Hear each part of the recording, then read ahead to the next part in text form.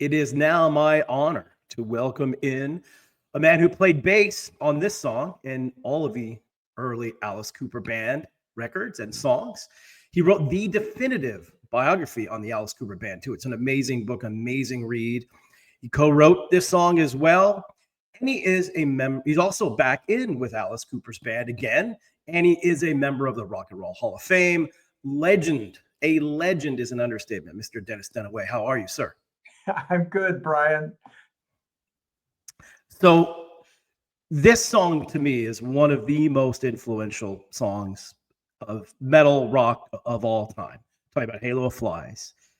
Because it came out in 1971, and I've made this argument many years with many different people talking about rock and metal and everything. That this song rivals Black Sabbath in terms of the heaviness for the time that it came out. What were you guys thinking when you're making this album and specifically this song? Well, the Killer album was the first album that we walked into the studio knowing that people would be listening because I'm 18 had become a hit. But at that point, we still had so many negative reviews and everything. People were saying that we used theatrics as a crutch to hide the fact that we couldn't play. And we decided, well, we're going to write a song to put an end to that. And Halo of Flies is the song.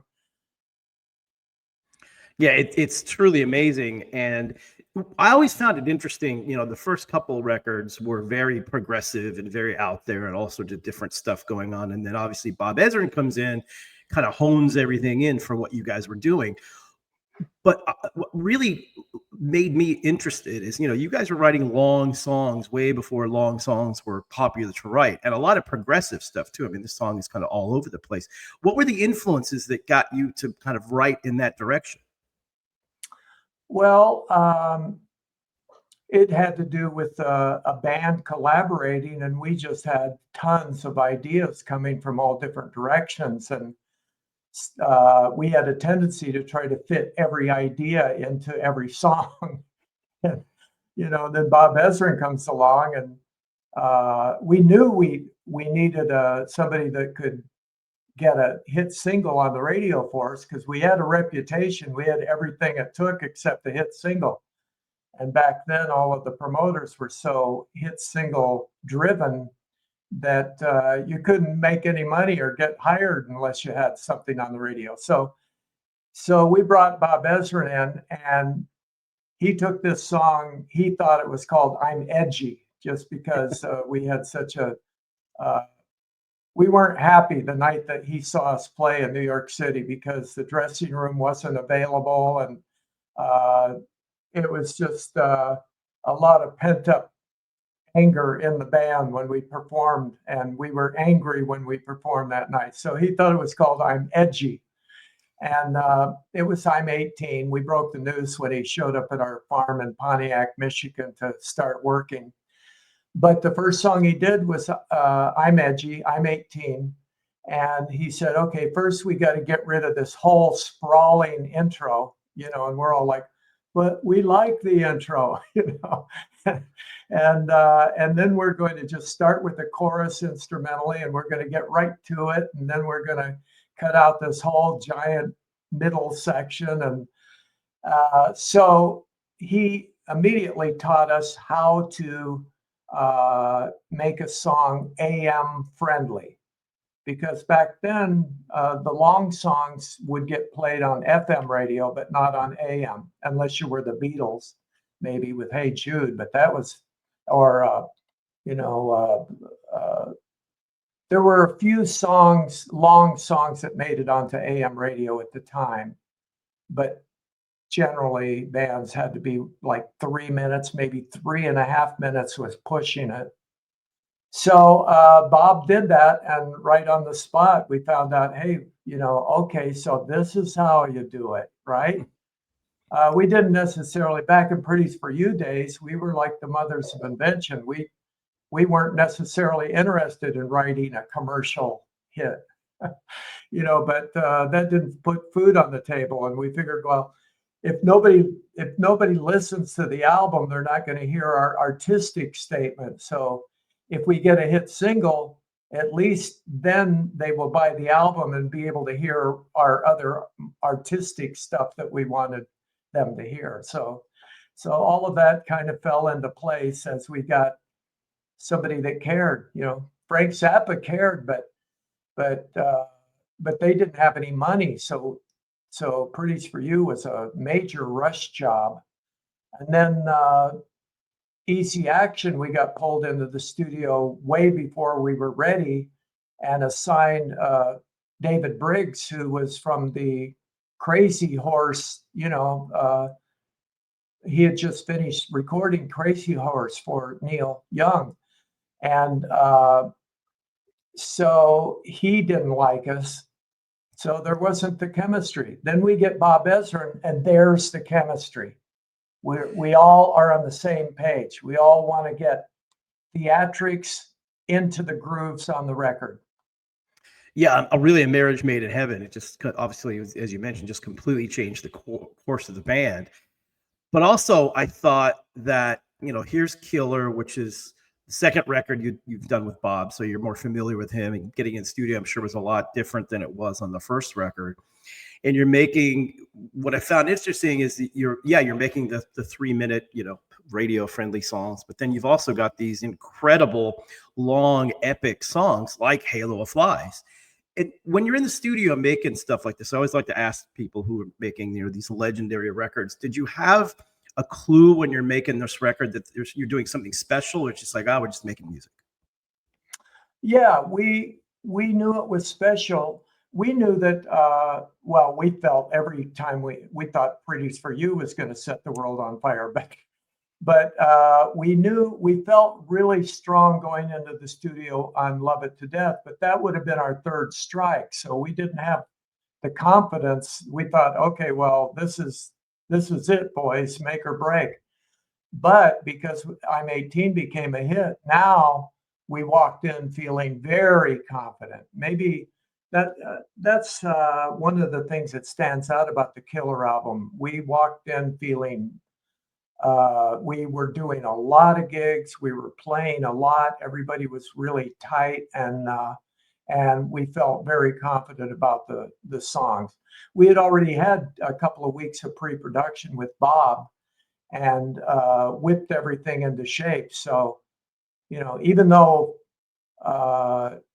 we would think that we had the songs polished to perfection, when you get in the studio under that magnifying glass, all of a sudden these little tiny things stand out that you go, oh my God, we got to fix that.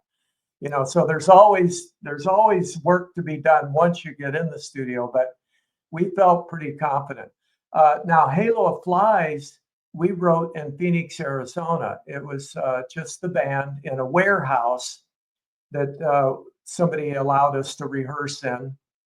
And we weren't living there at the time. We were just visiting our parents and coming through town. And we got this warehouse for like a couple of days.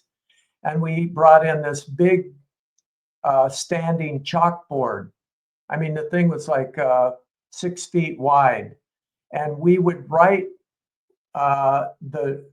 we would name all of the parts: galloping part, Arabian part.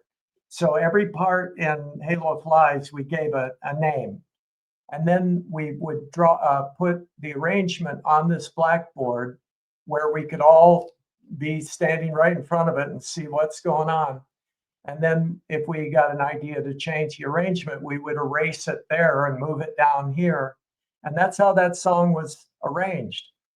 Now, when we got in the studio, we recorded it exactly the way we wrote it. But we call it a drum solo, but the bass is going throughout it. When we got to that part, it was just bass, no drum solo. And then I'm not sure if you can still hear this. It seems like at one point on one of the mixes, you could hear Michael Bruce counting, 1, 2. And when he got to 23 or something, then we went into the outro of the song, the rest of the song. But so that's how we recorded it. So we had the whole song, but no drums in that section. It was just the bass. And then this Mid-Atlantic Studios in Chicago, that's where Love It to Death and Killer were recorded. Great studio, great sounding studio. But it was in a corporate building and upstairs. So we were there late at night. Now we disassemble Neil's drums, and like a bunch of ants, each of us are lugging drums downstairs to the lobby of this. And the night watchman is looking at us the way we're dressed, and we're all hustling drums into the men's room in the lobby. And the guy's like, what's going on here? And so we set up in there because it was a big men's tiled bathroom, and for the echo. And Neil was in there.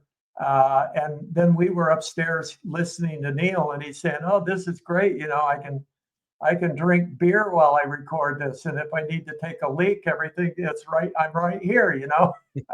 So we recorded the drums in that bathroom.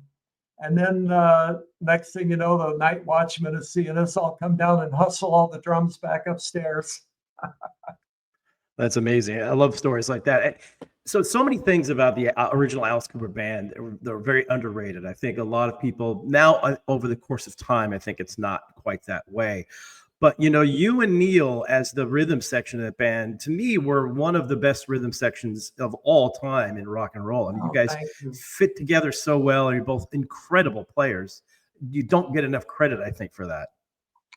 Well, it seems like I've been mentioned a million times as an underrated bassist, you know.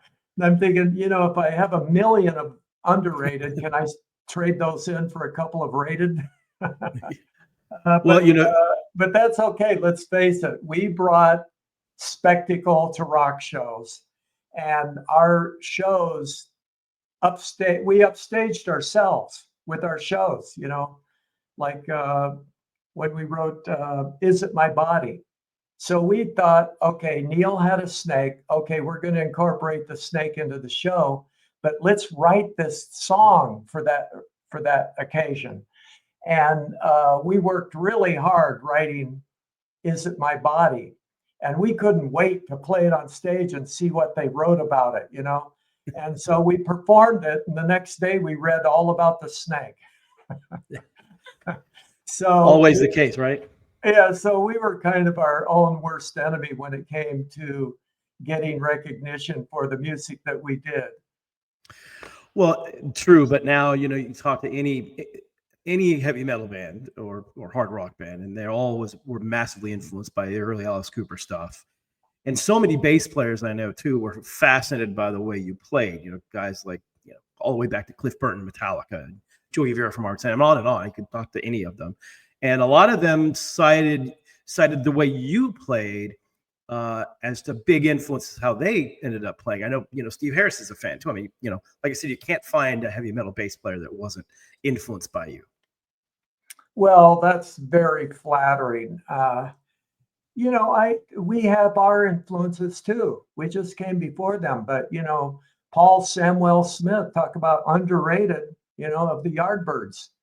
Yep. Everybody talks about the three guitar players they don't talk about Chris Straja. He was the guitar player in the Yardbirds too, but Beck, Page, and Clapton, that's all you hear about when it comes to the Yardbirds.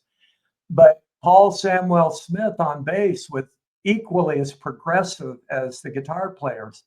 And he was my biggest influence. I mean, I learned by listening to Bill Wyman on record, drop the needle on the record and figure out what he was doing and all those blues patterns. And of course, Paul McCartney, even though I found Paul McCartney was a little bit more restrictive because his parts were designed specifically for each Beatles song, where what the Stones were doing, if you learn bass pattern from what Bill Wyman was doing for one song, it kind of could be applied to other songs. And the same, and then when you got to the Yardbirds, those blues patterns were taken to a whole different progressive place. And when I heard that, we learned a few Yardbirds songs. We even opened for the Yardbirds on September 4th, 1966. That was an amazing show.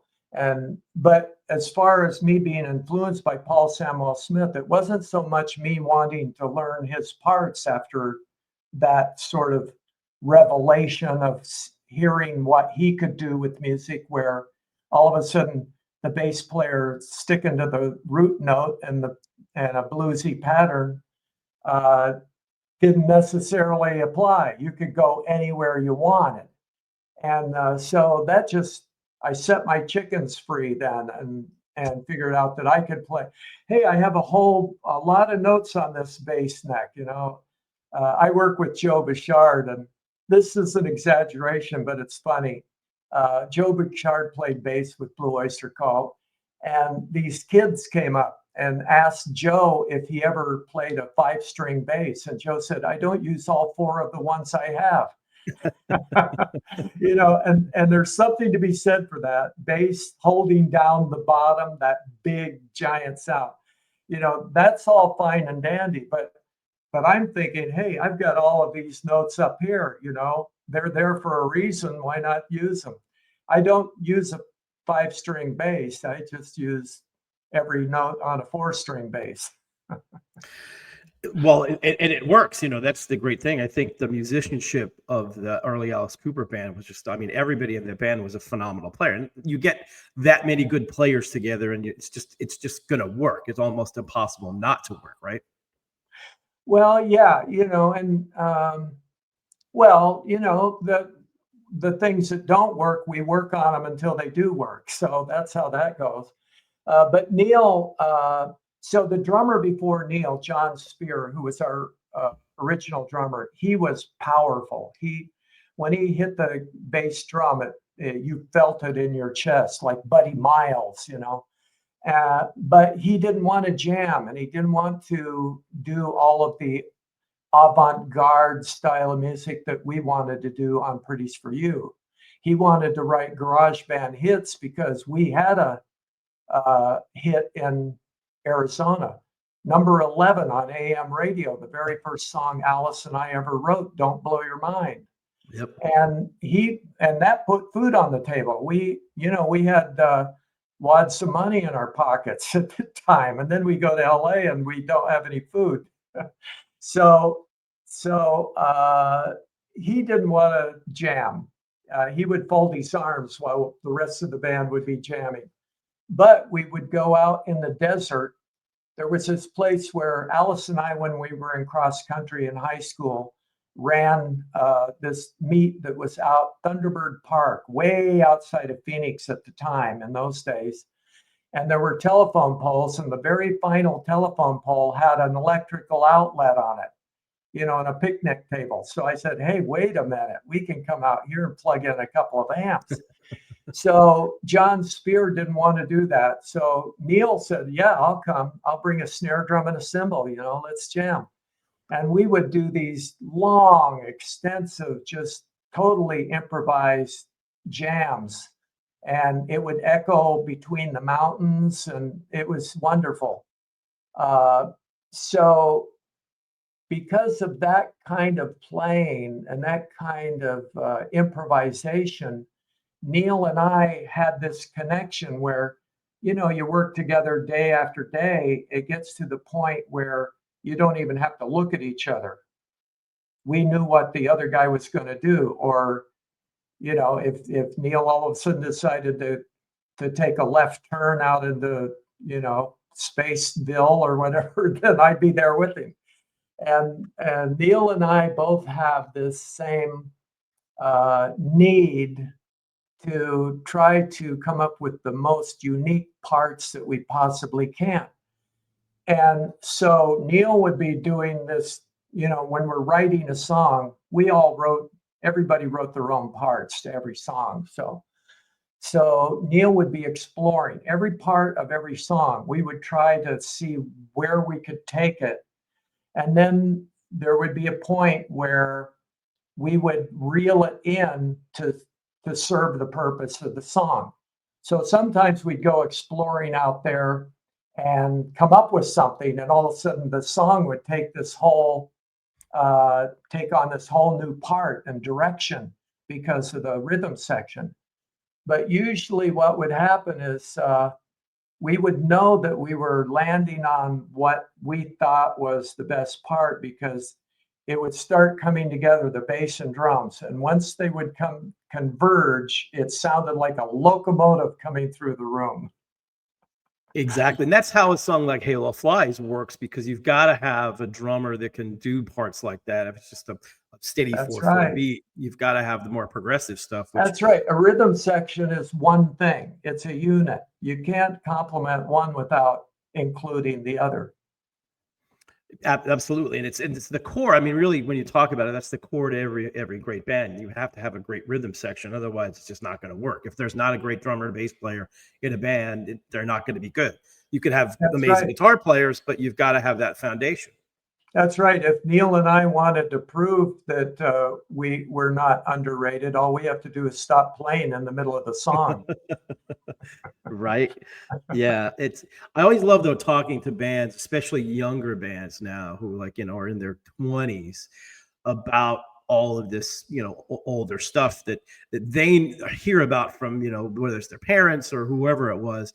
And I've found so many of these younger bands already know about the early Alice Cooper stuff and Rainbow and Deep Purple. They already know all this stuff and they're all influenced by that. So it's like, I love seeing these, generation to generation to generation of musicians starting bands that go all the way back to the early stuff. Cause I mean, I grew up in the 70s, so that's my favorite era of music. And I think kind of the best era of music, but I love that all these new generations are into it. And I can have a discussion with a guy in one of our bands who's like 27 years old about Halo Flies and how much he loves that song, which it's just amazing that the matter of time has gone on. It's still that way.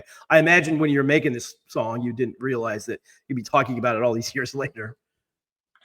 No, absolutely not. Are you kidding? Back then, bands were putting out a couple albums every year because you were afraid that if you didn't have something on the radio, you would turn into last week's Flavor and that would be the end. And that happened to most bands. Majority of bands were gone overnight, But the other thing about Halo of Flies, we had our own language between us. We weren't schooled. So if somebody had like a guitar riff that was interesting that we thought, oh, that's cool, let's use that in a song, incorporate it some way.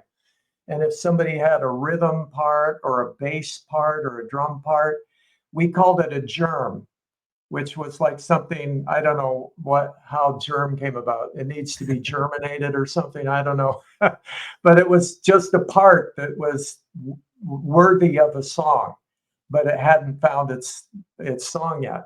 So going all the way back to when we were a cover band at the VIP in Phoenix, Arizona, we tried to come up with new songs for every weekend that we played at this club. And so we had so many songs that we decided we're going to do a Rolling Stones medley and a Kinks medley and a Who medley. And we got very good, I think, at putting songs together in a medley. So you'd start out with one song, and then when the guitar break came, all of a sudden it turned into a different Who song, right? So Halo of Flies, we took all of these germs that were kicking around and we made them into a medley. That's what the song is. It's a medley of germs. That makes sense. So you're back with Alice again. Tell us about what's going on with all of that. Well, yeah, who'd have thunk? I talk about not projecting into the future. Wow, who'd have ever thought that all of these 52 years now, I think it was the last time we recorded an official Alice Cooper album. So, people are saying, wow, how did you guys come up with so many songs? Well, back in those days, we had to come up with an album worth of songs every 6 months. Now give us 52 years. And we had tons of songs. I mean, we could have done 5 albums. Neil had 30, I had 30, Michael had at least 10, but his 10 was kind of equivalent to our 30 because he's the main AM songwriter. And then we had Bob Ezrin on board, which definitely helped because Glenn Buxton isn't around, even though he was totally there in spirit. So how did it come about? So a lot of steps. I mean, being inducted into the Rock Hall is definitely a factor. I wrote my book in 2015, so it's 10th anniversary now. Which, by the way, is a phenomenal book. I read tons of autobiographies, and yours is one of the best. So kudos. Oh, thank you. Yeah, really Snakes, well done. Guillotines, Electric Chairs. And I have a feeling that because of the tone of my book, taking the high road and just talking about the positive things that the band was about, that helped remind people of how much fun we had rather than everybody always, all these decades, asking about the breakup over and over. The breakup isn't what the band was about. The band was about the music, listen to the music. The theatrics were no-brainers for us. We put all of our time and energy and hours and all our waking hours pretty much into the music. And then we could come up with all kinds of ideas for stage. That was just having fun. But, so you think fast forward, here we are. Now I get a call. So also we had done this thing with my book in 2015 in Dallas at Good Records. This guy, Chris Penn, who unfortunately recently passed away, he asked me to do a book signing at his record store. And my publisher is like, hey, we've got all these book,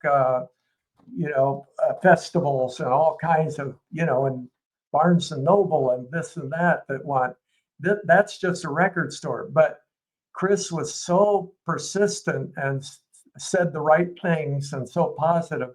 I said, we got to do this record store. And then Chris said, hey, I've got a stage and people perform here. Would you like to get up and do some songs? I said, wait a minute, let's make this special. Let me see if I can get Neil and Michael. And as it turned out, Alice would be in town with a day off. So we ended up doing this surprise performance in this record store. And it turned into a movie. That these guys were filming it just for Chris, so he wouldn't be just pinching himself wondering if it really happened on Monday morning, But it turned out to be a movie and a record that Bob Ezrin mixed and everything, and so that was definitely a factor. Then we got together in Nashville and did another book event where the band sat in with Alice the night before at his show, and then the night after that, we did an intimate show at this famous hotel in Nashville to a room full of fans that got this whole completely different performance than the big show sitting in with Alice. This was more us just joking around on stage, which is what we do. So anyway, all these steps, and then Alice inviting us to record songs on his solo albums. But I think the final straw was Neil is a snowbird. He goes from Connecticut to Arizona. And he was out in Arizona and going over to Michael's studio, and they were kicking around songs and stuff. And then Alice was in town, and Alice joined them. And then soon after that, I get a call from Bob and Alice. Hey, Dennis, you want to do an album? And I'm like, hello, how about for 52 years now? Yeah. So then, that was all the way back in 2020. That's how long we've kept this thing a secret. It's been a long, tough road keeping my mouth shut. So So then we said, okay, well, let's see what songs we have. And it started that way. So people, then, Neil sending me a few songs. Well, actually, we always have sent songs to each other, but we got a little bit more serious about what we thought might fit an Alice Cooper album. And to be honest, uh, even without intending to do so, 90% of the songs I write are appropriate for Alice. I just write like that. But and then there would be a long period where nothing would happen because Alice would be busy and Bob would be in the studio with somebody else and all that. And then all of a sudden, I get another call and things would be moving again. So the first major thing is we finally decided, well, let's get just the band together without Bob Ezrin, just an engineer out in Phoenix, Arizona at the Solid Rock Teen Center, which is the facility that Alice and his wife Cheryl are a big part of. And let's just go in the studio and see if we can get it back. Well, there was no getting it back. We walked in the studio and it's the same as it's always been, a lot of joking around, but also a lot of focused on everybody knows exactly what we need to do to make a good song. And we came up with about 4 of the songs pretty much on the spot while we were out there. I think Wild Ones, Black Mamba, Intergalactic Vagabond Blues, and maybe a couple others. We just laid down demos of us doing those songs. Black Mamba actually just started with a jam riff that Michael had, and then Alice came up with the melody and later on nailed the lyrics on down. So we did that, and then Bob Ezrin heard, oh, okay, well, the guys are definitely still comfortable in the studio. Well, hello. We've been recording all the years. It's like, people would say, oh, wow, Dennis Dunaway. I didn't know you were still playing. Well, I've never stopped, hello. Same with Neil, it's just because with the name goes the notoriety, and all of a sudden, because I'm not putting out a record that has Alice Cooper as the draw, then that seems to just slip by the wayside. But so the next step is I kept trying to get Bob Ezrin and Alice and Neil and Michael to say, which 10 songs am I to focus on here? Because I don't want to have to learn, 70 songs. and I could not get an answer.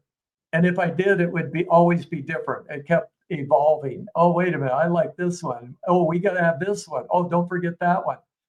And so then Bob Ezrin booked studio time at Carriage House Studios in Stamford, Connecticut. And so I thought, and I don't think I'm the only one that thought this, we were going to just go in the studio and do pre-production and decide what 10 songs we were going to do and polish them. No, we walked in and we started recording, learning what song do you want to learn next? Hey, how about this one? Okay, how does it go? And,